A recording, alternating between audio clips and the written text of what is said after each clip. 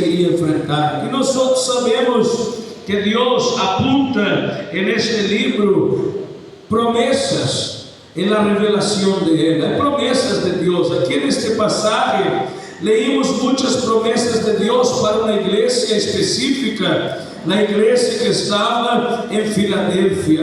Nosotros sabemos que cuando Jesús manda que Juan escriba el mensaje a las 7 iglesias que estaban en Asia en este tiempo, para cada iglesia Jesús tenía un mensaje apuntando a aquello que ellos tenían de bueno, lo que tendrían en falta, y haciendo promesas. La iglesia de Filadelfia es aquella iglesia que no le fue encontrado tacha ni arruga, no le fue encontrado falta y ni, aleluya, infidelidad. Por eso se convencionó llamar la iglesia de Filadelfia de la iglesia del arrebatamiento. De las 7 iglesias, la iglesia que estaba lista para que la promesa del arrebatamiento se cumpliese en ella. Nosotros leímos en el versículo de número 11, el Señor prometiendo que Él viene pronto para encontrarse con su pueblo.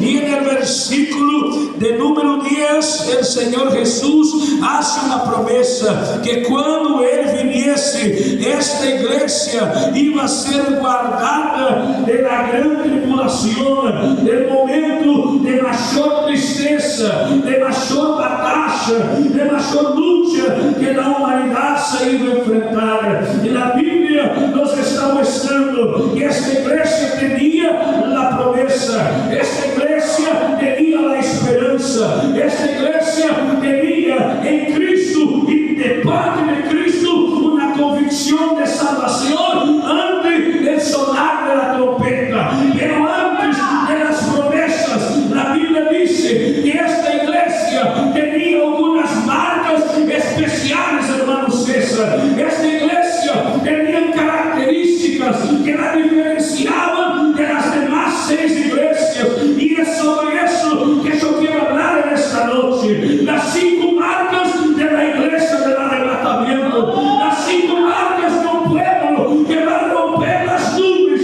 que va a romper las leyes de la gravedad y va a entrar en el cielo por las puertas cuando Cristo arrebata la iglesia. La primera marca de la iglesia del arrebatamiento revelada en esta carta de Juan a la iglesia de Filadelfia está en el principio del versículo 8. El Señor dice a estos: yo conozco tus obras. La iglesia que va a subir en el arrebato, ella es conocida del Señor. El Señor conoce a ella porque el Señor está en ella. Dios camina con ella, anda con ella, se mueve en ella. Dios se hace presente en la vida de los creyentes fieles en cada momento de su historia.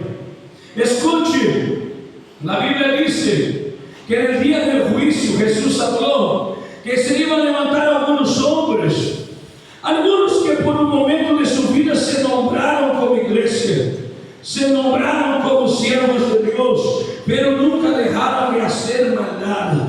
La Biblia dice que unos van a decir: Señor, predicamos en tu nombre, Señor, en tu nombre profetizamos, Señor, en tu nombre echamos fuera demonios. Y la Biblia dice que el Señor se levantará de su trono y va a decir a ellos: yo nunca os conocí, apartaos de mí, hacedores de maldad. Escuche, aleluya, ser conocido de Dios, aleluya, es un principio que proviene de la fidelidad. La iglesia de Filadelfia era una iglesia fiel. El Señor la conocía, el Señor tenía parte con ella. Bendito sea el nombre de Jesús.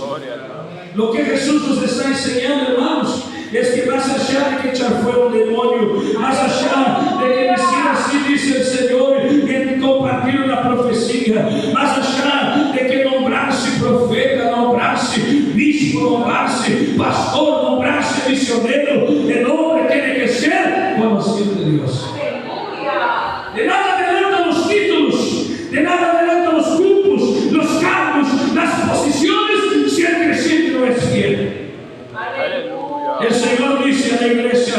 subir, Ele disse: eu te conosco, eu sei como tu andas, eu sei como tu vives, eu sei como tu eres. Aleluia. Por detrás de las cortinas, como costumamos dizer, quando achar, nada te vê. Aleluia. O crente que vai subir no arrebatamento é um crente que não vive uma vida de aparência. Aleluia. Escute, irmão. A Bíblia habla em 2 de Reis, capítulo número 5, de um homem que tendria a aparência de um homem sano, um homem que era héroe em seu país, um homem que se vestia com suas roupas de general, um homem chamado Naamán. Pero allá dentro de sua casa, allá lo conheciam não mais como um general vitorioso, sino como um enfermo tomado de lepra. Porque allá adentro de sua casa alguém le veía más allá de la roupa de general. Escute, hermano, Deus nos conoce, porque Deus ve más allá, hermano Matías, de este chaleco de barro que traemos. Deus ve más allá de la apariencia que pintamos. Deus ve más allá de lo bonito que hablamos, de cómo nos portamos bien con los de afuera. Deus nos conoce en el íntimo, y Deus dice a esta iglesia: yo te conozco. Aleluya. ¿Cuántos pueden estar en paz porque Deus conoce a ti como tú eres? Deus não quer que tu te aterres, porque Ele está dizendo: eu te conosco, é verdade. Deus quer que tu esteja contento, porque tu eres fiel ao Senhor. Aleluia. A segunda marca desta igreja, hermano, é algo que me impacta e que me alegra. En el mismo versículo, el Señor va a seguir diciendo: yo conozco tus obras, y aquí he puesto delante de ti una puerta abierta, la cual nadie puede cerrar, porque aunque tienes, oh, está con poca fuerza, oh, gloria, que es un pueblo del arrebato, porque tienes poca fuerza. Aleluya. Imagínese, Richard, si Dios te mandase a nosotros que fuésemos superhombres espirituais, hombres sin ninguna debilidad, no iba a cesar ninguno. Pero Dios mira a un pueblo y dice así: hay un pueblo que tiene poca fuerza. Pero la diferencia es que la poca fuerza que tiene, la tiene por sí mismo, porque su fortaleza no está en su propio brazo, su fuerza está en la dependencia de Dios, su fuerza está en buscar de Dios, en fortalecerse en el Señor y en el poder de su fuerza. Bendito el nombre de Jesús. La fuerza del creyente salvo no es su condición humana, sino que su confianza en el Rey de Reyes y Señor de Señores. Dios, en el capítulo 17 del libro del profeta Jeremías, habla sobre esta fuerza. Y en el versículo 5 le dice que hay un tipo de hombre que se juzga fuerte por sí mismo, pero a los ojos de Dios es maldito. Y él dice: maldito el hombre que confía en el hombre y haz de la carne mortal su brazo. O sea, Dios está diciendo: el hombre que se juzga fuerte por sí mismo, a mis ojos es un derrotado, a mis ojos es alguien que está bajo maldición. En el versículo 7, Jeremías va a seguir diciendo, y él va a hablar así: bienaventurado es el varón que confía en el Señor. Aleluya. Él será como árbol plantado junto a corrientes de agua, que da su fruto a su tiempo, su hoja no cae.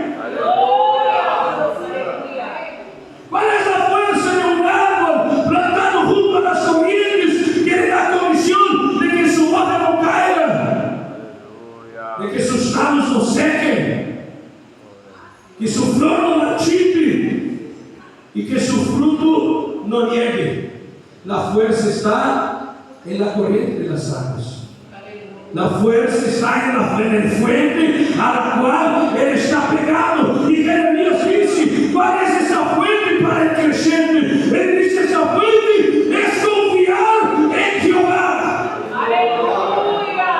Por eso Testamento não é uma igreja de super-homens, de super-mulheres, não. Alabado sea. É uma igreja de pessoas com debilidades. É uma igreja compuesta de homens como eu e tu, Matías, que estamos lejos da perfeição. Mas estamos no caminho do perfeccionamento. Porque o Senhor tem uma promessa. Ele disse: aquele que começou em vosotros a boa obra, la va perfeccionando, perfeccionando, perfeccionando, perfeccionando, hasta vir o Senhor. Aleluia. Alabado sea el nombre de Dios. Salomão dijo que la luz del justo, aleluya, es como la luz, el camino del justo, es como la luz de la aurora, que va brillando, brillando, brillando, brillando, hasta ser día perfecto. Entonces no somos perfectos, pero nuestra fuerza está en confiar en aquel que prometió perfeccionarnos. Hermano, los héroes de la Biblia no eran hombres fuertes en sí mismos. Aleluya. Y eso es lo más extraordinario, que de sus héroes Dios no ocultó sus fachas. Dios no ocultó a un Moisés que hirió la roca ya después de viejo.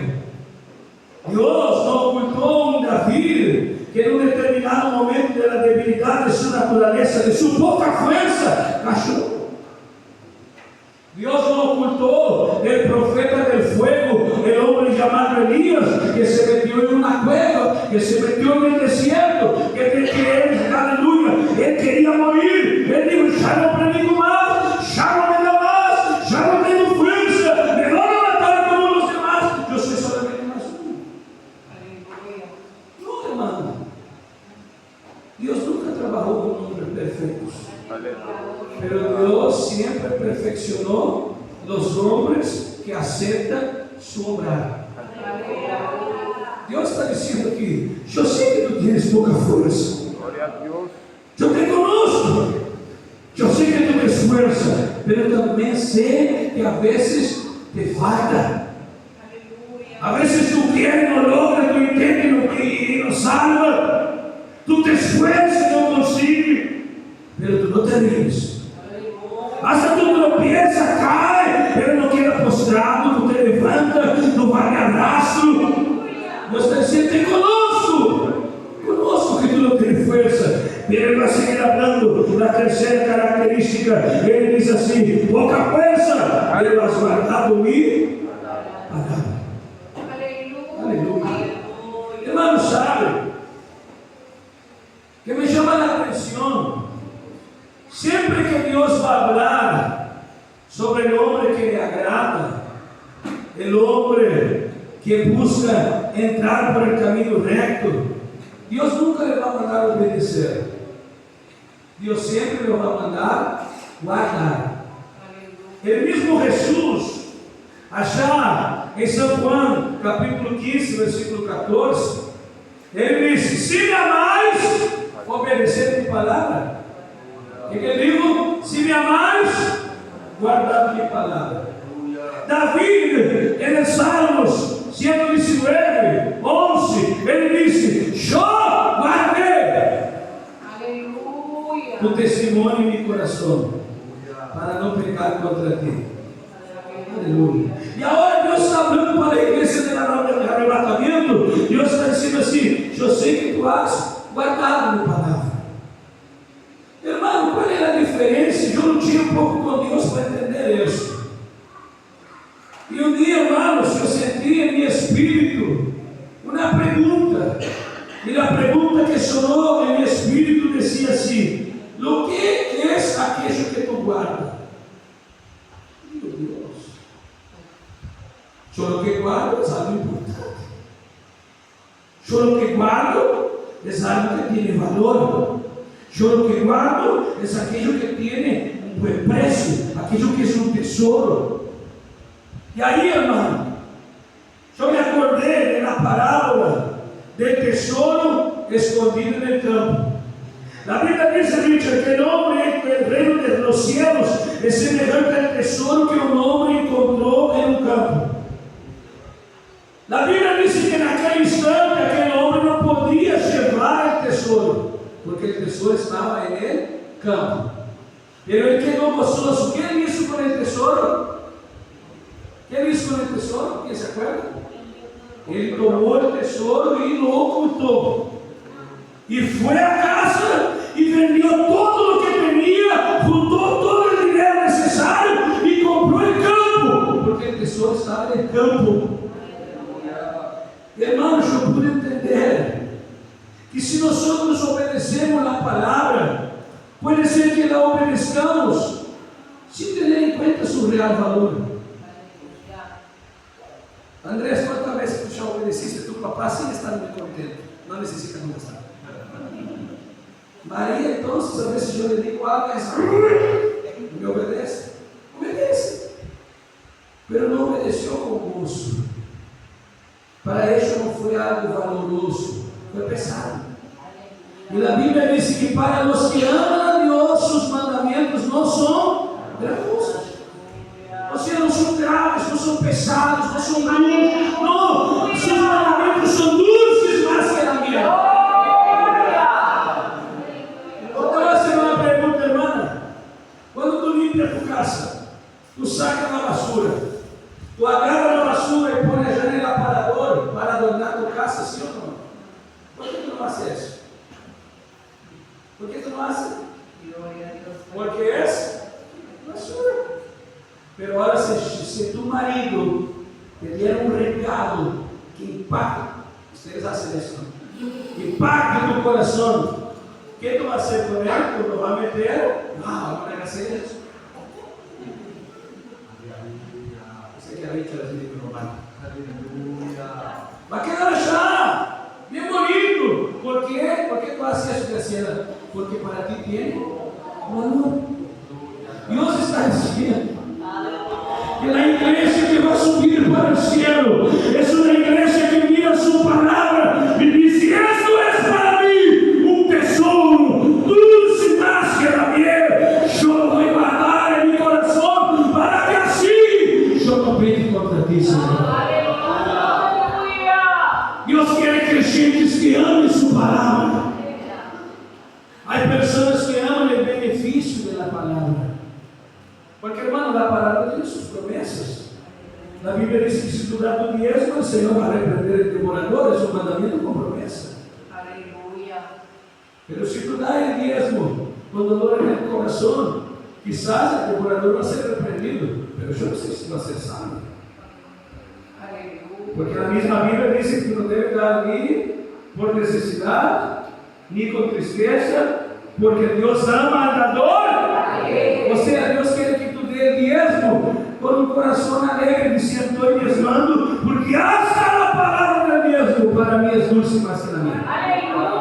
Es un tesoro inigualable. Estamos comprendiendo, hermano, que hay un proceso de Dios con nosotros. Dios está diciendo assim: mira, yo te conozco, yo sé como tú eres. Dios va a decir: yo sé que tú tienes poca fuerza, que a veces tú quieres hacer las cosas, no consigues, pero tú no te conformas como hemos predicado.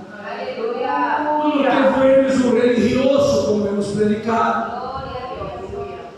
Hermano, mira como Dios está enganchando las cosas. Aleluya. Dios quiere que tú ames a Él, hermano. Que la palabra no sea solamente un libro. ¿Sabe por qué? Para hay personas que vienen a la iglesia y solo les gusta venir en día de campaña, porque normalmente en día de campaña no hay mensajes duros. Aleluya. Gloria a Dios. Aleluya. Ayer vi que uno dijo ahí que salió con el lomo ardiendo. Aleluya. Pero si salió con el lomo ardiendo, gozoso su bendición. Pero hay gente que dice assim: yo no voy a tener que aprender a pastorar, porque ya viene mano y mano por la cabeza. ¿Sabe qué es ese, hermano? Es aquel que mira la palabra y dice: esa aquí, hermano, que es demasiado duro, no me sirve, no sacar.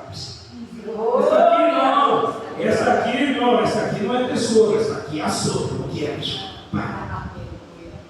Y Dios está diciendo que quien va a subir en el arrebato no son personas así. Aleluya. Son personas que toman la palabra. Y hermano, escuche una cosa. La Biblia dice en San Juan 1, escuche esto: que en el principio era El verbo.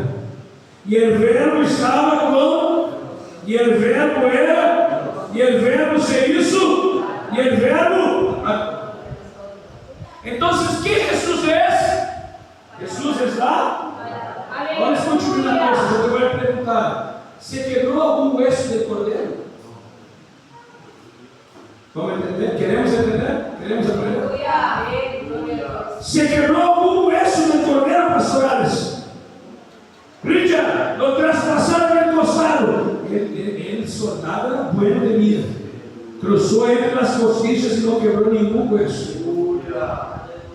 Entonces, hermanos, si Cristo es la palabra y ningún hueso de él fue partido, entonces no hubo división ninguna en él. Como nosotros queremos dividir la palabra diciendo, esse era para antes, esse é para ahora, esse é para el futuro, hermano, reprendimos el diablo. Nadie puede dividir la palabra única y la palabra por completa, desde Génesis 1 hasta el Apocalipsis 22, es inspirada, es apta para enseñar, redarguir, corregir, instruir justicia, corregir, y que seamos perfectos para la salvación de la vida. No se puede dividir la palabra entre palabra que produce gozo y palabra que hace arder el lomo. La palabra tiene que hacer arder el corazón de que la siente. El día más triste de la historia de la humanidad, crucificaron a Jesús. La Biblia dice que hay dos de sus discípulos que dicen así: ya se terminó todo. Dice que ese hombre maestro, vamos a regresar a nuestra aldea de Emaús, vamos para casa. Y ellos se van depresivos, deprimidos, entristecidos, derrotados, sin esperanza, sin ánimo. Imagínate lo que más se puede imaginar. Imagina si tú estuvieras como ellos en el día que colgaron a Jesús en el madero. Pero por allá, hermano, Jesús se acerca a ellos. Y Jesús comienza a hablar con ellos, Matías. Jesús estaba luchando tanto y caminando, luchando. Reprendieron, y tú no sabes lo que hicieron al maestro. Y allá cuando ellos llegan a la casa, y aquel viajero parte el pan y desaparece, ellos se miran unos a otros y lo que ellos dicen: ¿Acaso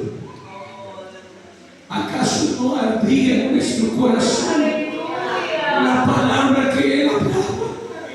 Su palabra no hacía arder el lomo, su palabra hace arder el corazón de aquel que está dispuesto a aceptarla, ser limpio, transformado, perfeccionado por el poder de esta palabra. La palabra es un tesoro. El amor de tu alma nunca más la trate como un azote.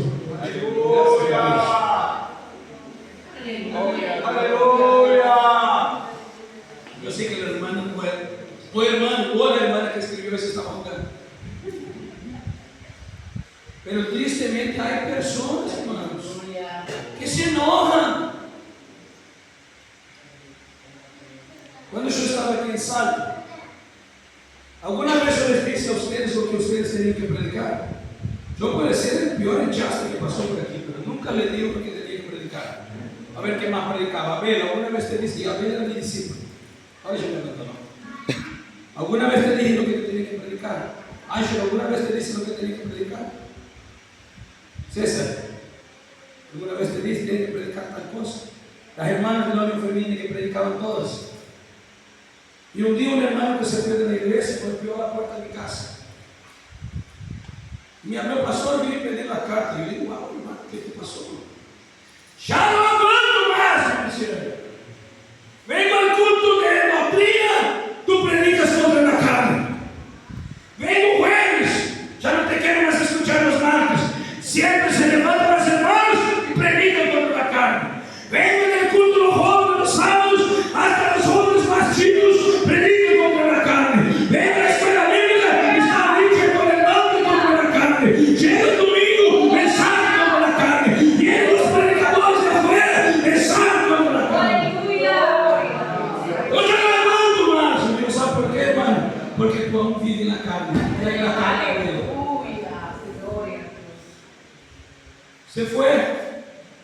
se destruyó, por lo que me enteré, está perdido por ahí por salto. Pero decía, la palabra me duele y me voy, y aún me dicen, no tengo nada en contra de vos, pastor, me llevo bien contigo, por eso me asombré cuando me envió la carta. Pero ele dice, yo ya no aguanto más oír los mismos mensajes. Yo digo, hermano, ¿qué te puede decir? Si quiere que lo haga, yo no te estoy comiendo. La palabra no era un tesoro. La palabra era solamente un azote. Y un azote que no producía cambio. ¿Sabe aquel hijo enojón? Aquele hijo porfiado. Eu não me acuerdo se el español dice contumaz.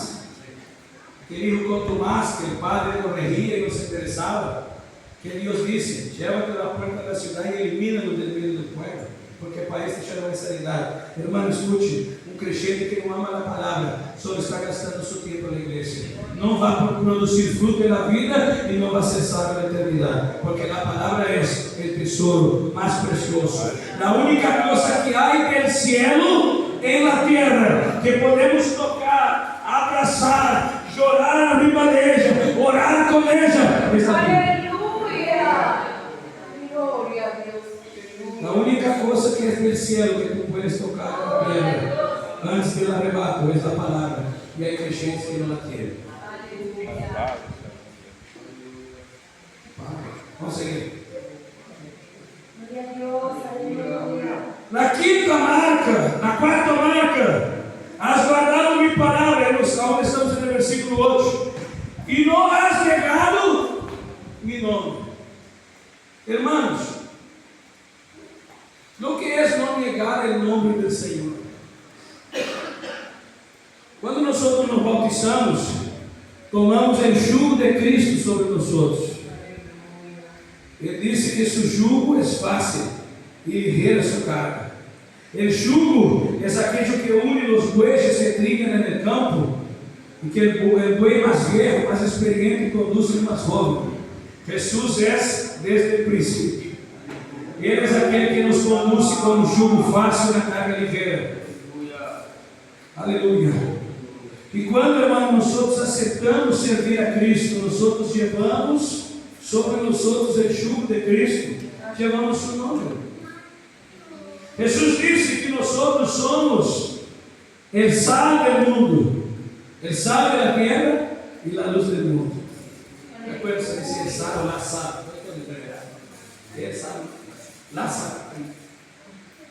E aí Jesus disse uma coisa assim, ele disse, quando a sal já não sazona mais, Jesus disse assim, é Jesus que disse, depois tu confere já Mateus 5, ele disse, já não serve para nada. Uma luz que não brilha não serve para nada, senão, hermano, para ser pisado por os homens. Entendeu o que é negar o nome de Jesus? É quando tu tomas o jugo e antes de fazer com que seu nome seja glorificado, tu haces com que seu nome seja motivo de burla, de escárnio, de broma, de escândalo.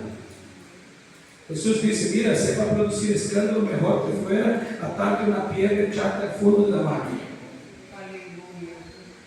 Quando a gente nos mira e diz, mira, já é cristianito, mira o que hace.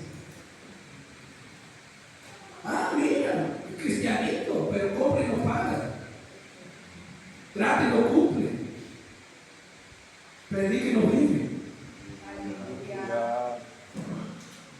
Esse é negar o nome de Jesus.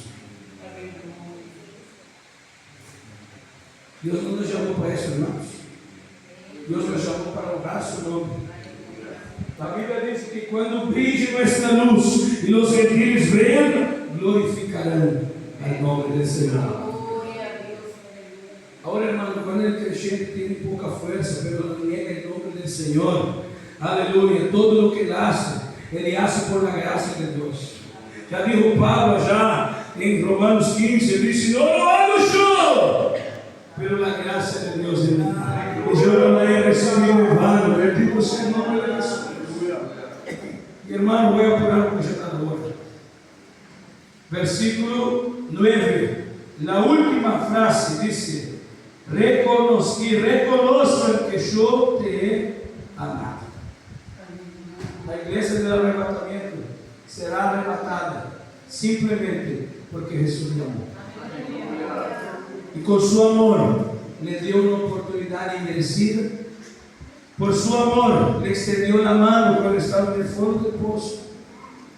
Por su amor fue aquel buen samaritano Luis que encontró un hombre destruido, azotado, herido, lastimado, muriéndose junto al camino, y lo tomó, lo vendó sus heridas, lo puso en su cabalgadura, lo llevó al mesón, que es la iglesia de Cristo en este tiempo, le dio al mesonero, que son los obreros que tienen la unción del Espíritu Santo en la vida, para que lo cuide, para que lo trate, para que lo haga descansando, para que lo haga recobrar vida, para que lo haga estar listo para seguir el viaje. El Señor nos trajo por su amor a la iglesia, que es su mesón, aleluya, y Él está trabajando con nuestras vidas para que estemos siendo cada día limpios, cada día sanados, cada día perfeccionados. ¿Para qué? Para seguir viaje, porque la trompeta va a sonar, y la Biblia dice en Hebreos capítulo 13 y versículo 14, vaya poniéndose en pie, la Biblia dice: ya no tenemos aquí ciudad permanente, pero buscamos la venidera. Dios nos trajo a su mesón